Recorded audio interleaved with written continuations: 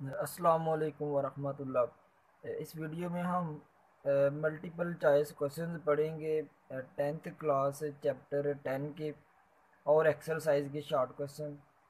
तो first MCQ है, विच of the following is an example of simple harmonic motion. कौन सी simple harmonic motion की example है? Motion of simple pendulum, motion of ceiling fan, the spinning of the earth on its axis, a bouncing ball on a floor. तो इसमें पहली ही टिक ठीक है, A option right है। Motion of simple pendulum किसकी example है? Simple harmonic motion की। Second MCQ, if the mass of the bob of a pendulum is increased by a factor of 3, the period of the pendulum's motion will। MCQ ये है कि simple pendulum की अगर Bob का mess 3 time increase करें तो pendulum के time period पे क्या फ़र्क पड़ेगा। सिंपली मैं इधर सिंपल पेंडुलम की फ़िगर बनाता हूँ। ये सिंपल पेंडुलम की फ़िगर है और सिंपल पेंडुलम का टाइम पीरियड कैलकुलेट करने का फार्मूला है T is equal to 2 pi L over g. L इसमें स्ट्रिंग की लेंथ थी। तो सिंपल पेंडुलम का टाइम पीरियड तो लेंथ पे डिपेंड करता है और ग्रेविटेशनल एक्सेलरेशन पे। मैथ इस फार्मूला में नहीं है। सिंपल पेंडुलम का टाइम पीरियड मैथ इस बॉब के मैथ पे डिपेंड नहीं करता। तो मैथ को हम 3 टाइम इंक्रीज कर दें, 4 टाइम इंक्रीज कर दें, बॉब के मैथ को इंक्रीज करने से टाइम पीरियड पे कोई फ़र्क नहीं पड़ेगा। तो फिर कौन सी ऑप्शन सही आएगी? रिमेन दी सेम, यानी अगर पेंडुलम की बॉब का मैथ 3 टाइम इंक्रीज करें, टाइम पीरियड पेंडुलम का रिमेन सेम रहेगा, उसके ऊपर कोई फ़र्क नहीं पड़ेगा। बी ऑप्शन राइट आई। Third MCQ, which of the following devices can be use to produce both transverse and longitudinal waves. कौन सा डिवाइस है? 4 डिवाइसेस दिए हुए हैं। कौन सा ऐसा डिवाइस है जो ट्रांसवर्स वेव्स और लॉन्गिट्यूडनल वेव्स दोनों प्रोड्यूस करता है? तो हम प्रीवियस वीडियोस में पढ़ चुके हैं। स्लिंकी स्प्रिंग, हेलिकल स्प्रिंग या स्लिंकी स्प्रिंग, इससे हमने लॉन्गिट्यूडनल वेव्स भी प्रोड्यूस करवाई थी और ट्रांसवर्स वेव्स भी। तो ये सी ऑप्शन जो है ये ठीक है। वेव्स ट्रांसफ़र, वेव्स क्या ट्रांसफ़र करती हैं? एनर्जी ट्रांसफ़र करती हैं। फ्रीक्वेंसी, वेवलेंथ, वेलोसिटी नहीं, बल्कि वेव्स एनर्जी ट्रांसफ़र करती हैं। हमने पढ़ा है प्रीवियस लेक्चर्स में कि waves are carrier of energy. Which of the following is a method of energy transfer. 4 methods दिए हुए हैं, conduction, radiation, wave motion, all of this. कौन सा मेथड एनर्जी ट्रांसफ़र करता है? कंडक्शन और रेडिएशन स्टूडेंट्स ये 9th में चैप्टर 9 वाले में पढ़ चुके हैं। ट्रांसफ़र ऑफ हीट वाले में कंडक्शन के थ्रू सॉलिड्स में ही ट्रांसफ़र होती थी और गैसेस में रेडिएशंस के थ्रू ही ट्रांसफ़र होती थी। तो ये भी एनर्जी इस मेथड से भी एनर्जी ट्रांसफ़र होती है, इस मेथड से भी। और ये वेव मोशन वाला मेथड हमने इसी 10th क्लास में पढ़ा है, ये दो 9th क्लास में पढ़ चुके हैं। तो फिर तीनों मेथड्स से एनर्जी ट्रांसफ़र होती है। ऑल ऑफ दीज ये ठीक आएगी, ठीक, डी ऑप्शन राइट है। Sixth MCQs, in a vacuum all electromagnetic waves have the same. Vacuum यानी जिधर एयर नहीं है, एम्प्टी स्पेस है, उधर इलेक्ट्रोमैग्नेटिक वेव्स की क्या सेम होगी? स्पीड। क्योंकि इलेक्ट्रोमैग्नेटिक वेव्स मीडियम पे डिपेंड नहीं करती, मीडियम इंडिपेंडेंट होती हैं। तो वैक्यूम में एयर ही नहीं है, मीडियम ही नहीं है, लेकिन इलेक्ट्रोमैग्नेटिक वेव्स की स्पीड पे कोई फ़र्क नहीं पड़ेगा क्योंकि ये मीडियम पे डिपेंड नहीं करती। नेक्स्ट एमसीक्यू सेवन्थ, ये स्टेटमेंट वाला, इसको लास्ट पे करते हैं। 8 वाला एमसीक्यू पहले कर लेते हैं। विच of the following characteristics of the wave is independent of the others. कौन सी वेव की करेक्टरिस्टिक है जो दूसरों पे इंडिपेंडेंट है? स्पीड है, फ्रीक्वेंसी है, एम्पलीट्यूड है, वेवलेंथ है। तो हमें वेव इक्वेशन का पता है, v is equal to F lambda. इसमें स्पीड, फ्रीक्वेंसी और वेवलेंथ ये एक दूसरे पे डिपेंड कर रही हैं तीनों, लेकिन इनमें एम्पलीट्यूड एक्स ही नहीं है।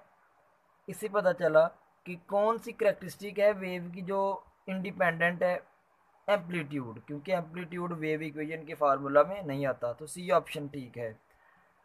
Ninth MCQ, the relation between speed, frequency and wavelength of a wave is. कौन सा रिलेशन है जो इन तीनों के बिटवीन होता है?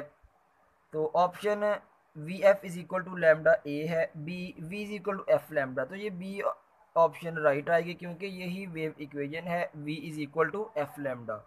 तो ये MCQs थे। अब इस सेवन्थ वाले को अंडरस्टैंड कर लेते हैं। सेवन्थ MCQ ये है, a large triple tank with a vibrator working at a frequency of 30 hertz produces 25 complete waves in a distance of 50 centimetre. The velocity of the wave is. MCQ ये है कि ripple tank का vibrator, जो एक wooden piece था उसके ऊपर motor रखी हुई थी, वो वाइब्रेटर था। वाइब्रेटर वेव्स प्रोड्यूस करवा रहा है कितनी फ्रीक्वेंसी की? 30 हर्ट्ज फ्रीक्वेंसी की वेव्स, यानी उस वाइब्रेटर की फ्रीक्वेंसी कितनी है? 30 हर्ट्ज। और कितनी वेव्स वो प्रोड्यूस करवा रहा है? 25 कंप्लीट वेव्स प्रोड्यूस करवा रहा है। नंबर ऑफ वेव्स 25 हैं और कितना डिस्टेंस कवर कर रही हैं वेव्स? 50 सेंटीमीटर। फ्रीक्वेंसी गिवन है वाइब्रेटर की, वेव्स कितनी प्रोड्यूस हो रही हैं, नंबर ऑफ वेव्स गिवन है, डिस्टेंस कितना कवर कर रही हैं वेव्स? 50 सेंटीमीटर। वेलोसिटी वेव्स की हमने कैलकुलेट करनी है, तो इसको अलग से मैथमेटिकली है, इसको अंडरस्टैंड करते हैं, फिर देखेंगे कौन सी ऑप्शन राइट आती है। तो ये MCQ की मैथमेटिकल कुछ यूँ है, फिगर से अगर हम देखें तो 25 वेव्स बन रही हैं। ये दो मैंने बनाई हैं, एक ये वेव बनाई है और एक ये वेव बनाई है, टोटल 25 बन रही हैं। यानी नंबर ऑफ वेव्स गिवन है 25। टोटल डिस्टेंस ये कितना कवर कर रही हैं इधर को? 50 सेंटीमीटर। और फ्रीक्वेंसी वाइब्रेटर की दी हुई है, वेलोसिटी हमने कैलकुलेट करनी है। तो अगर हम इस ये फार्मूला यूज़ कर लें, wave equation v is equal to F lambda, इसमें v है, एफ भी v फाइंड करना है, एफ गिवन है, लैम्डा नहीं है। तो लैम्डा होता क्या है, पहले इसको डिफाइन कर लेते हैं। लैम्डा, दो क्रेस्ट के बिटवीन डिस्टेंस भी लैम्डा होता है, दो ट्रफ के बिटवीन डिस्टेंस भी लैम्डा होता है, और एक कंप्लीट वेव का डिस्टेंस भी लैम्डा होता है। तो टोटल कितनी वेव्स बनी हुई हैं? 25। हमने तो एक वेव का डिस्टेंस निकालना है, हमने एक वेव की लेंथ निकालनी है। टोटल 25 वेव्स हैं, तो फिर तो 25 वेव्स का डिस्टेंस है 50 सेंटीमीटर। यानी 50 सेंटीमीटर को 25 पे जब डिवाइड करेंगे, टोटल डिस्टेंस को नंबर ऑफ वेव्स पे डिवाइड करेंगे, तो एक वेव का डिस्टेंस आ जाएगा जो हमारा लैम्डा है। मतलब टोटल डिस्टेंस जो है 25 वेव्स का 50 सेंटीमीटर, अगर उसको नंबर ऑफ वेव्स पे जितनी है उस पर डिवाइड कर देंगे, तो एक वेव का डिस्टेंस निकल आएगा लैम्डा। यही हमने फाइंड करना है। तो लैम्डा आ जाएगा टोटल डिस्टेंस जो है over number of waves. Total distance 50 centimetre इन्होंने कवर किया हुआ है, 50 सेंटीमीटर और 25 नंबर ऑफ वेव, जब डिवाइड करेंगे 2 सेंटीमीटर वेवलेंथ आ गई। ये वेवलेंथ की वैल्यू इधर पुट की 2 सेंटीमीटर और एफ की वैल्यू पुट की 30। आंसर आ गया 30 को 2 से मल्टीप्लाई करवाने के बाद वेव की स्पीड निकल आई 60 सेंटीमीटर सेंटीमीटर पर सेकंड। तो ये ऑप्शन कौन सी ठीक होगी देख लेते हैं। ऑप्शन बी राइट आई, 60 सेंटीमीटर पर सेकेंड। तो ये MCQ था। अब शॉर्ट क्वेश्चन स्टार्ट करते हैं। 10.1 शॉर्ट क्वेश्चन है, what is simple harmonic motion. Simple harmonic motion को डिफाइन करेंगे। दो डिफाइंस देखेंगे सिंपल हार्मोनिक मोशन की, एक फोर्स रेस्टोरिंग फोर्स के टर्म में और एक एक्सेलरेशन की टर्म में। What are the necessary conditions for a body to execute simple harmonic motion. Necessary conditions लिखेंगे सिंपल हार्मोनिक मोशन के लिए, वो नेसेसरी कंडीशंस 4 थी, वो भी राइट करेंगे। तो ये शॉर्ट क्वेश्चन, इसमें दो शॉर्ट क्वेश्चन है, सिंपल हार्मोनिक मोशन क्या है और नेसेसरी कंडीशंस दो लिखें, 4 थी। कंप्लीट ये लॉन्ग क्वेश्चन भी है। 10.2 think of several examples of motion in everyday life that are simple harmonic. Everyday life में कुछ हमने एग्जांपल्स देनी है जो सिंपल हार्मोनिक मोशन होगी। पहली example, up and down motion of leaf in a water pound. Water pound में leaf की up and down motion simple harmonic motion है। मोशन ऑफ स्विंग झूले की मोशन सिंपल हार्मोनिक मोशन है। Daily life में motion of plucked string fixed at the both ends से string fix है, उसको जब प्लग करेंगे उसकी मोशन भी सिंपल हार्मोनिक मोशन होगी। तो ये तीन एग्जांपल्स हैं डेली लाइफ में। नेक्स्ट 10.3 है, what are damped oscillations. Damped oscillations को डिफाइन करें, शॉर्ट क्वेश्चन भी है। How damping progressively reduces the amplitude of oscillation. तो अगर कंप्लीट करें तो ये लॉन्ग क्वेश्चन बन जाता है। कैसे एम्पलीट्यूड रिड्यूस होता है प्रोग्रेसिवली, तो ये एक्सप्लेन करेंगे शॉक एब्जॉर्बर वाली एग्जांपल लेके। 10.4, how can you define the term wave. Wave को डिफाइन करना है। Elaborate the difference between mechanical and electromagnetic waves. और डिफ्रेंशिएट करना है मैकेनिकल वेव्स में और इलेक्ट्रोमैग्नेटिक वेव्स में। Give examples of each. तो ये भी शॉर्ट क्वेश्चन, वेव की डिफाइन, ये डिफरेंस भी शॉर्ट क्वेश्चन, दोनों वेव्स मैकेनिकल और इलेक्ट्रोमैग्नेटिक वेव्स के बिटवीन एग्जांपल्स भी देनी है। पढ़ चुके हैं इसको डिटेल में। 10.5, distinguish between longitudinal and transverse waves with suitable example. इसमें भी डिस्टिंग्विश करना है लॉन्गिट्यूडनल वेव्स में और ट्रांसवर्स वेव्स में। तो ये भी शॉर्ट क्वेश्चन है, ये भी शॉर्ट क्वेश्चन, दो थे इसमें, वेव की डिफाइन और ये डिफरेंस। अगला short question 10.6, draw a transverse wave with an amplitude of 2 centimetre and a wavelength of 4 centimetre. Label a crest and trough on the wave. एक ट्रांसवर्स वेव बनानी है जिसका एम्पलीट्यूड 2 सेंटीमीटर होगा, wavelength 4 centimetre होगी। Crest और trough को label करना है। ये इस क्वेश्चन का आंसर है। 10.6 का एक हमने ट्रांसवर्स वेव बनाई जिसमें एम्पलीट्यूड, ये वाला डिस्टेंस एम्पलीट्यूड होता है, ये स्टूडेंट्स मेन पोजीशन होती है, ये भी एक्सट्रीम पोजीशन, ये भी extreme position.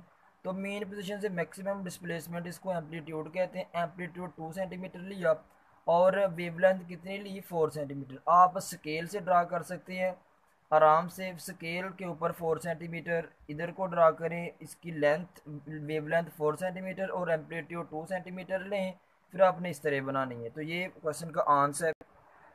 10.7, derive a relationship between velocity frequency and wavelength of a wave. एक तो ये शॉर्ट क्वेश्चन और लॉन्ग क्वेश्चन भी आ जाता है कि डिराइव करो रिलेशन वेलोसिटी फ्रीक्वेंसी और वेवलेंथ के बीच में, यानी ये वाला रिलेशन डिराइव करना है, वेव इक्वेशन डिराइव करनी है। और write a formula relating velocity of a wave to its time period and wavelength. एक फार्मूला राइट करना है जो रिलेशन होगा वेलोसिटी, टाइम पीरियड और वेवलेंथ के बीच में। तो वो फार्मूला इसी से बन जाएगा, v is equal to lambda over T. तो ये फार्मूला बन जाएगा।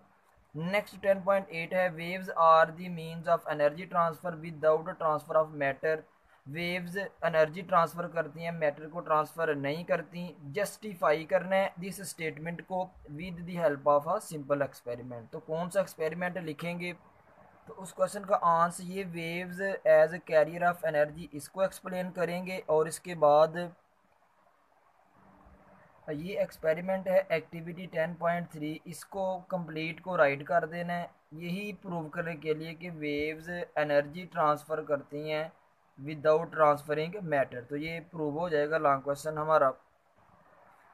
अगला क्वेश्चन है 10.9, explain the following properties of waves with reference to ripple tank experiment. Reflection, refraction और डिफ्रैक्शन, इनको एक्सप्लेन करना है। तो ये कंप्लीट एक लॉन्ग क्वेश्चन भी आ जाता है, तीनों की डिफाइंस भी लिख सकते हैं ओनली, रिफ्लेक्शन, रिफ्रैक्शन और डिफ्रैक्शन की। ये शॉर्ट क्वेश्चन बहुत इंपॉर्टेंट है और कंप्लीट लॉन्ग क्वेश्चन है। 10.10, last short question, does increasing the frequency of a wave also increase its wavelength. क्या फ्रीक्वेंसी को इंक्रीज करने से वेवलेंथ इंक्रीज होती है? If not, how are these quantities related. ये क्वेश्चन 10.10 का आंसर है no, its wavelength doesn't increase. Wave की फ्रीक्वेंसी इंक्रीज करने से वेवलेंथ इंक्रीज नहीं होगी। क्यों नहीं होगी, ये रिलेशन हमें बता रहा है। v is equal to F lambda, lambda इधर ही रह गया, एफ मल्टीप्लाई हो रही है, इधर आकर डिवाइड हो गई फ्रीक्वेंसी। तो फ्रीक्वेंसी इंक्रीज करने से वेवलेंथ तो डिक्रीज कर रही है। उधर क्वेश्चन ये था कि फ्रीक्वेंसी इंक्रीज करने से भला वेवलेंथ इंक्रीज होती है? नहीं, बल्कि फ्रीक्वेंसी को इंक्रीज करने से वेवलेंथ डिक्रीज होती है। तो ये हमने रिलेशन से बता दी है कि वेवलेंथ फ्रीक्वेंसी की इंक्रीज़ करने से इंक्रीज़ नहीं होती, बल्कि वेवलेंथ फ्रीक्वेंसी की इंक्रीज़ करने से डिक्रीज़ होती है। तो ये थे स्टूडेंट्स हमारे एमसीक्यूज़ और शॉर्ट क्वेश्चन। नेक्स्ट फिर न्यूमेरिकल्स पढ़ेंगे। अल्लाह हाफिज़।